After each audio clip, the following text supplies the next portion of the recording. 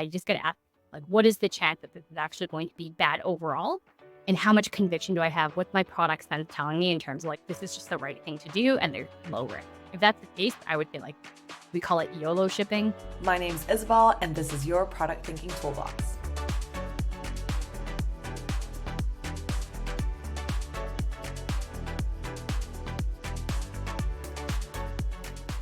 Samantha Wong is a growth product lead at Shopify with 6 years of experience in the field of product management. She attributes her career to her data storytelling skills, deep customer empathy, and collaborative nature. Samantha's tenacity serves as her superpower, enabling her to influence leadership, rally diverse teams behind a mission, and ship at pace. Based in beautiful Vancouver, BC, Samantha enjoys sport climbing, eating great food, and cooking in her spare time. Welcome to the podcast, Sam. Samantha, how should we do this? Sam is fine. Thanks for having me, Isabel. Sweet. Okay, well, let's get started. There's so much to talk about today because you have a very interesting career path. You started from kind of a feature PM type of role into more of a growth product manager. So can you walk us through maybe your transition from a feature PM to a growth PM, particularly maybe your journey from data analytics to focusing on growth? Yeah, absolutely. So my background has always kind of been in data analytics and building data discovery type of products, so think of like SAP, Intelligence or Power BI, Tableau, and whatnot. And I really, really enjoy being able to use data to tell a story and get customers excited about their own business and like telling them things that they may or may not know. And when I originally had joined Shopify, I was joining in a very data specific role. And as you know, things in career and in product sometimes don't happen on your own schedule. And so I was presented with a really cool opportunity to join as a growth PM. What I think has been really interesting in that transition and thinking about how to think about growth is your focus is more about thinking in depth. And so at the feature PM, a lot of the time you might do qualitative research. The problem space becomes, I'd say, a little bit more obvious. And in growth PM, the problem space is very ambiguous. I need to increase conversion, or I'm trying to increase folks that are activating on my product. Like, it's not so obvious what needs to happen. Of course, there's always low hanging fruit, but it becomes very interesting because you're trying to like figure out what the right lever is and what can you move the needle the most. So that was always a very interesting thing for me to learn. And sometimes your bets pan out, sometimes they don't. But it's definitely more of a quantitative focused role than just using qualitative data to make it. You're not so much focusing on just what the attitude of your user is and how they behave, but more so the quantitative side of what is the actual behavior they're going to execute, regardless of how they feel about what's being shown to them on the page. What has, in that case, surprised you the most when it comes to thinking in quantitative bets? Because I think a lot of times when we think about product in general, it's, well, we all have to be looking at data. We have to look at the dashboard and work around data analysts. But what has been the most, I guess, surprising thing transitioning out of that more qual focus into more of a quant focus in terms of bet? I actually have a really fun story to tell around this, where the TLDR of it is like you just don't know. And your product sense or your gut feeling can be so wrong when it comes to growth. So I decided to run this experiment where at the time we were offering a free trial of one of our premium products. And we went with like a default on type of trial. So the second you join, trial is activated for you. You get access to all these features. If you choose not to pay for a subscription before the end of your trial, you go back to the premium model. You go to the downgrade plan. And a lot of the qualitative research I had heard from our merchants was, hey, I like missed my trial entirely. It was the wrong time. Like, I would really appreciate it if I could choose when I start my trial. So we went to this opt-in trial method. And I thought, oh, this is going to work because merchants are getting the trial when they want, when they have high intent, and therefore it's going to be better for conversion. And it turned out like logic is sound, makes sense on paper, did not work. But we dropped conversion by like 25%. Yeah, it was a lot. And it turns out that like sometimes when people localize that they feel a certain way about something or they wish something was that way, in growth, that doesn't always reflect on their behavior. And so what we noticed is like actually defaulting on the trial gave people an opportunity to try the product that would have never tried the product. and it was actually better for our overall health. That's so interesting because I think sometimes there's always like, we need to be close to the customer and talk to them. But sometimes when you're running these large scale growth experimentation, it's really about what the data says. And then actively, I would assume moving those levers to try to move that number closer and closer to the outcome, right? So I guess that being said, when we're talking about like large scale experiments, especially in the realm of growth, what methodologies and strategies do you usually use to employ? I mean, classic fitting growth, we always think about impact. You always want to work on the things that are the highest impact. And you also want to focus on things that are going to help unlock future things on your roadmap. Like if I learn this one critical piece, what are all the UX elements and merchant journey pieces that I can build on top of it? I think the toughest part is like when you think in bets, you have to think about balancing those bets. You can't do all like super high risk, high reward type of things because all of them could not work out. You also want to balance, what is short term impact, what is maybe something longer term that we're going to think about that a little bit more. So one thing that we're thinking about now is like, I've got some short term kind of acquisition bets that I'm working on, but like, what's the long term retention play for those people that get acquired in? And while, reducing churn is not necessarily the most impactful, it is necessary for the long term future and that like ensuring we don't have a leaky bucket and all those kinds of things. So definitely with like experimentation, there's so many things you could do. Ruthless prioritization and thinking about like what is the actual hypothesis I want to test. People forget that like there's a cost to experimentation.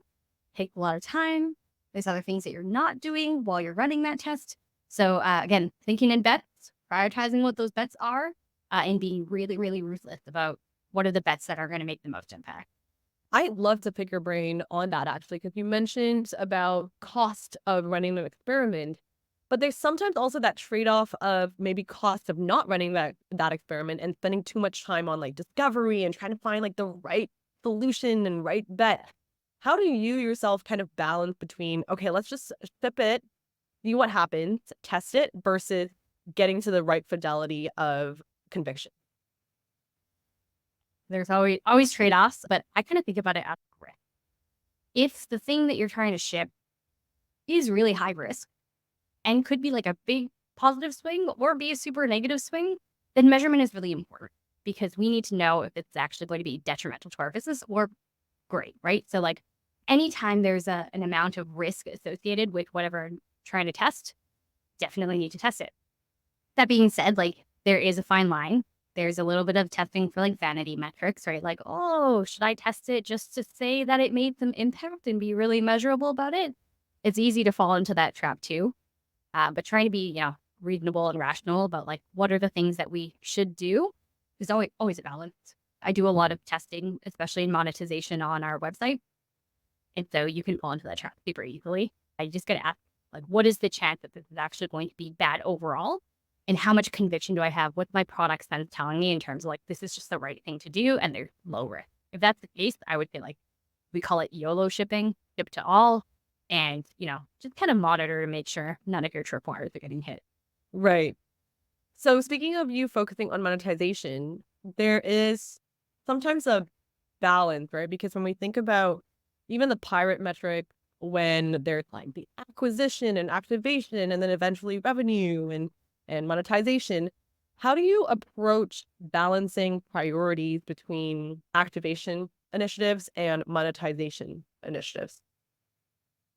Yeah, I think that whenever you think of growth, they're kind of like two sides of the same coin. There's lots of levers that you can pull to grow the business, pirate metric, activation, retention.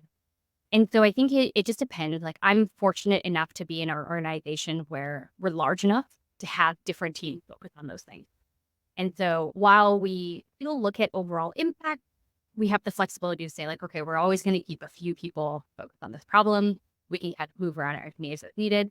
I think when it comes to smaller organizations where you maybe a growth team of one or growth team of two, it really does come down to like, what is the most impactful problem to solve for the business right now? Depending on the stage of the business, like maybe you're trying to go and acquire as many customer logos as possible. Acquisition becomes very, very important to your business. maybe that as you grow in acquisition, like only retention becomes a problem after that, or activation becomes a problem after that. So you kind of have to figure out like what's the biggest drop off in my funnel that I need to address. That's going to be the most impactful for the business, and then focus time there. Oftentimes, like activation is a little bit harder of a metric, I would say, to attribute to impact. Sometimes it's not like as monetary as something as like, oh, change your price, or like, move away from a freemium model. So definitely got to think about, what is the goal of the organization? How do I ladder up to that North Star? What's going to get us there? How much, speaking of like North Star, how much of a part do you think the overall product organization needs to play in terms of laddering into the classic like objectives and key results? Because when we think about like how we define like objectives and key results for feature teams versus growth teams, how do you think that differs in terms of planning out that structure? I think that they're definitely very different because the way I kind of think about it is like you think about the classic PM group. You got growth PMs, you got feature PMs, you got platform PMs. And the time to when you feel the impact of the things shipped of that team and the features that they ship is very different. Growth is going to be a lot more short term. Like if in the experiment, I'm not seeing more conversion or I'm not seeing whatever, it's a very clear yes or no answer. Feature teams are kind of building for like the next thing. And while, you can't necessarily say because I shipped this feature, all of these deals have closed now, or because I shipped this feature, like all these new merchants have joined specifically for this one thing, they're kind of building up that product foundation that is going to lead to growth in the medium term, going to help you get those customers, be more competitive, etc. And then you've got the platform PMs who are like more long-term thinking. And so they're not necessarily thinking about making dollars and cents in the short term. They're not even thinking about the number of customers we're winning or the market share that we have in the short term or medium term. They're really thinking about like, how am I going to build a foundation that's going to scale? And what scale means is in like 3 to 5 years, when we have a partner ecosystem, when we've got APIs open everywhere, that's going to help us, right? And so I think like product orgs absolutely need to set their own goals. They need to be very aware of what they're driving to. I think it drives focus for the organization, but I can see how the OKRs or the KPIs for a growth team compared to a feature team compared to a platform team are going to be very, very different. One of them might be like APIs that are opening up for partners versus the growth team. It's going to be like actual conversion rate increase, right? Relative change, like how many more people are coming in today. That makes sense. So let's circle back to what you mentioned about YOLO shipping, kind of. So let's maybe, as part of that, delve into the significance of that ICP, so ideal customer profile, in scaling and delivering impactful growth. So question to you, why is defining an ICP crucial? And how does it contribute to, let's say, focusing efforts and maximizing impact? I think that's the answer to the question. It's absolutely helping teams focus and make those difficult trade-off decisions. Like, am I going to build something that is going to help? We always talk about merchants at Shopify, like entrepreneurs that are starting a business to sell something. Am I building something that's going to help that entry-level entrepreneur who's trying to figure out, do I have a viable business here? Or am I going to invest my time building something for, a business that's been around for 15 years and is selling globally and multiple retail locations and all of these things. So I think like the importance of having an ICP is for that purpose of focus. What is at all costs, the thing that we will always optimize for? Otherwise, it's so easy to get lost in building things for everybody and doing a lot of things not so well versus doing one thing really, really well. There was a great podcast, Lenny's podcast, where he was speaking with the CTO of HubSpot, and they had a very sort of like opposite view as to what I'm saying, which is like their main value prop was to do everything a little bit well, not one thing super well, right? And so I think as well, like depending on the type of organization that you're working at and the product itself, sometimes you might be working on a product that centralizes a bunch of jobs to be done. You want to do a little bit of everything. Maybe you're working on a product that's like really, really good for one segment, for one job to be done. So again, like depends. As always, the product answer is it depends, but ICPs can really help with driving focus and helping groups align and make those top trade-off decisions. So, just to also maybe give context to the audience, what would you say is jobs to be done for an ICP? Like, what does that look like? Yeah, so I think I hope this audience is familiar with things like user personas. So user personas are like Sam in the head of marketing. What is Sam's job to do? She's looking to optimize campaign spend, looking to figure out like which people are going to be on which campaigns, like what other partners we're working with, etc. And so really getting into the mindset of what does that particular user need to do to get their work done? What is high value to them? What's interesting about ICPs is you're not necessarily thinking about a single user. You might be thinking about, especially in B2B, I'm sure you're aware of, the kind of organization that you're going to have as a customer. And so there's lots of different user profiles within that organization, but it at least helps you understand the scale of that organization. Again, what are the problems that they're facing? Like how many people in their organization are facing that problem? That's what we mean by ICP. Sweet. Thanks. And see, this conversation in itself is like us learning together and helping each other. I think like product management is a really interesting path because we get to trade such interesting ideas with the other PMs in other industries. And it's kind of what you said, right? Like not all industries are the same and not all businesses do product the same way. So I guess amid your career journey, personally, you, Sam Wong, grow. How do you continue to, again, learn and grow as a product manager? Yeah, love having conversations like this. Love having product chats with folks from different backgrounds and in different roles. But primarily, I think PM is an apprenticeship craft. And so you only get better at it as you practice more and you ship more things, you learn from your failures, and you present terrible things to your executive leadership team, and that, comes back at you. But it's just all about practice. And so I find that like the things that have gone well, like if I steal templates from other PMs that I work with around like how did you frame this trade-off decision, or like how did you escalate this problem where like two teams were on opposite sides of a disagreement. So love to steal as much as I can from people who have figured out something so I don't have to reinvent the wheel. I think the second thing is product can be such a lonely career because you've got designers around you, you've got more engineers around you, and everyone's always looking to you to make a decision and move things along. It doesn't leave a lot of time for collaboration. Like engineering reviews each other's code. Design has UX crits where they like look at each other's stuff.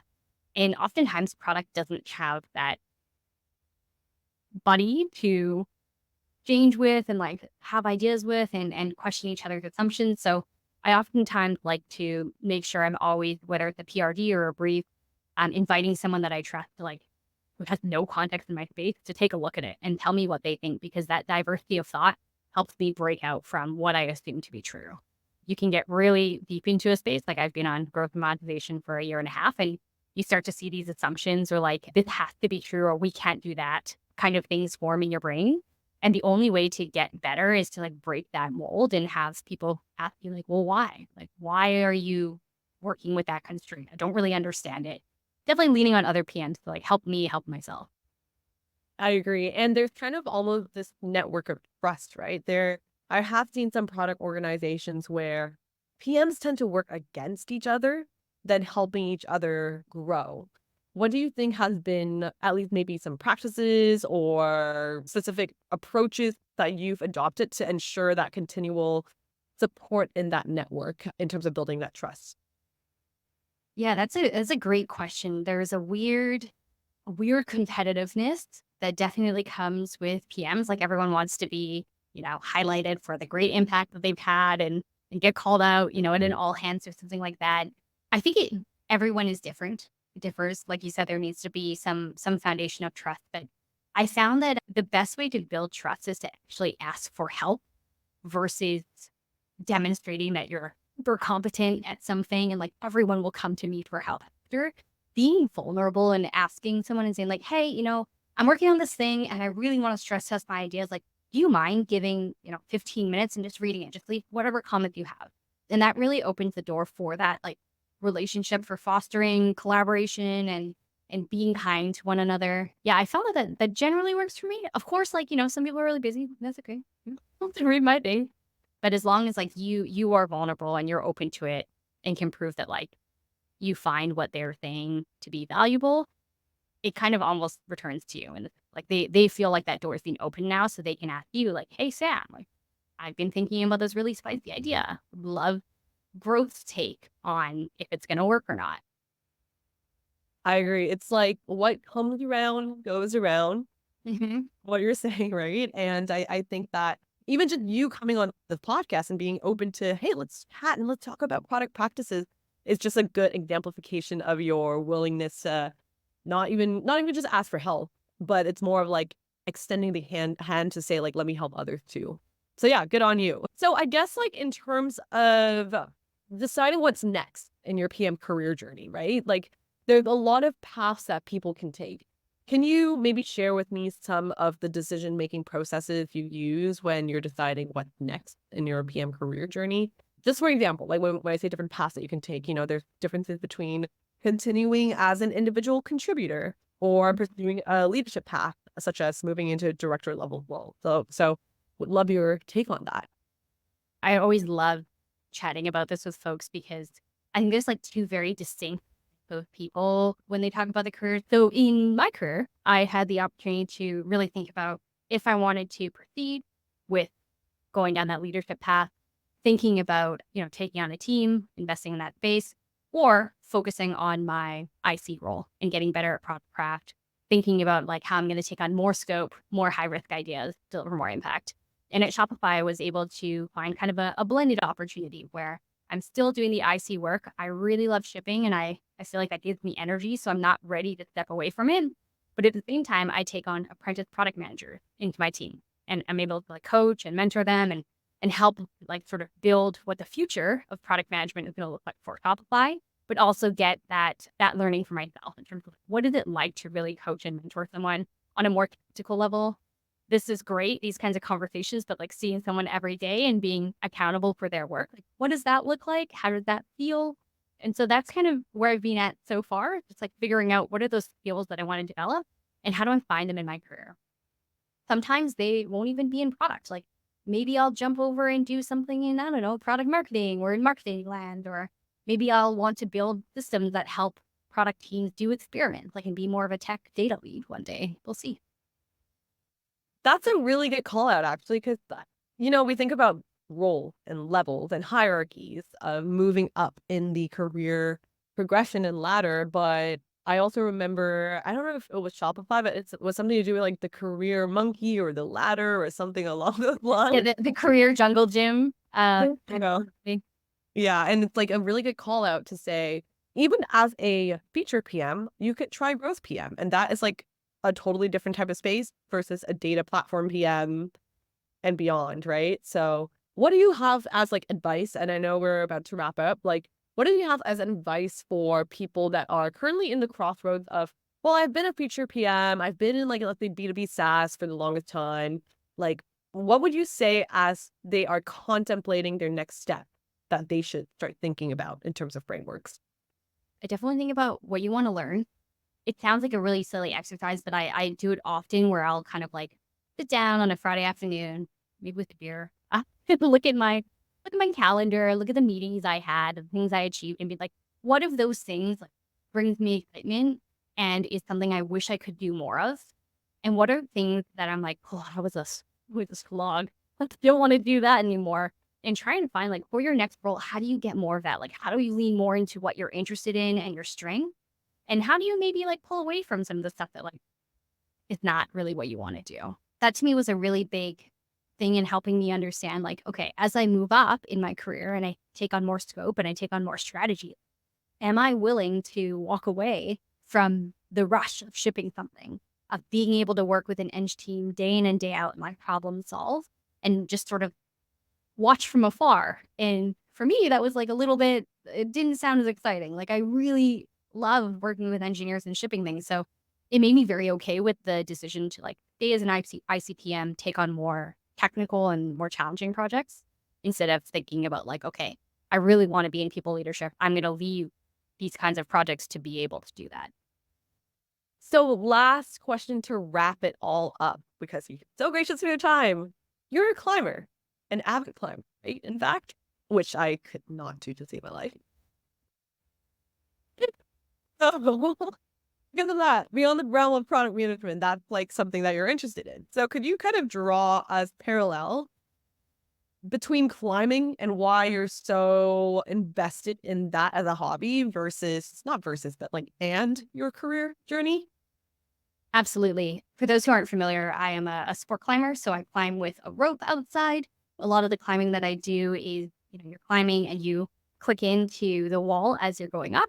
So there are falls. There are somewhat big falls, but you are on a rope, which is safe. Some of the things that I love about climbing is it's really like quite a puzzle.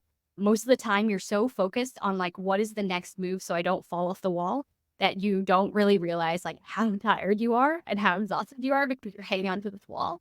But there are these big moments where you look at the wall and you're like, there is literally nothing for me to touch right now. And I'm not sure how to get out of this situation. And you think to yourself, like, this is like, oh shit moment. I'm not really sure what to do. And it's really scary in the moment. And then when you finish the climb or you figure it out after a few tries, like you realize like I was able to get over that big thing that seemed really scary at that time. And in climbing, if you don't have those moments anymore, you get pretty bored, right? I think that's very like similar to your career. If you're not having these moments of like, I actually don't know what to do and I feel pressure, you're probably not pushing hard enough. You're probably not solving like spicy enough problems or doing anything that's like out of the norm. And so I think like the first thing is loving and learning to appreciate these oh shit moments because they are massive growth moments for you. Second of all is that there's obviously this like massive fight or flight instinct. Like you'll look at something and be like, I'm going to go for it. Or just be like, no, I'm just going to let go and then I can't even do it. And so having that like millisecond to think about like, what am I going to do? And I'm going to do it with purpose. I think it happens to all of us when we're in meetings. If someone is like disagreeing with you, like that millisecond and be like, is what they're saying actually valid? Am I having like a fight response just because I'm defensive about this idea and I've like thought about it for a long time? Like really listen and be like, huh, am I going to take into consideration that feedback? Or is it just, something I'm going to let them finish their piece and not take into consideration? But yeah, that fight or flight is super, super important. The last thing, which we kind of talked about, is like stealing from other PM. I say it's stealing. That's just a negative word. Borrowing. I love borrowing from other PM. I think it's such an interesting way to like learn from best practices. Again, have diversity of thought. And so whenever you're climbing, there's this concept of like beta, which is what is that climber's strategy to get over this hurdle or this certain climb? Oftentimes, like you want to try it yourself first. But if you're stuck, you should never be afraid to ask like, hey, what's your beta? Or like, what do you think about how do you approach this problem? I think it's always super fun to learn from other folks and you get inspired by their ideas. That's a really interesting concept about beta. And I would say not stealing nor even borrowing, but it's all repurposing. Yeah. Right? Like taking that and just making it your path and your own journey, which makes sense. Well, we have to end it there because this was a fantastic conversation. So where can people find you on the internet if they want to reach out? Yeah, absolutely. I am not good at being on Twitter or X. So like I have an account, but please do not message me there. I'm actually quite active on LinkedIn. So if you ever want to like have a conversation about a product or think about an interesting product problem, please message me or connect with me on LinkedIn.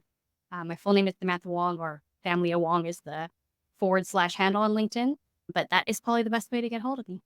Perfect. It will be in the description, details of the podcast. Thank you so much for coming onto the podcast again, Thank you Sam. for having me.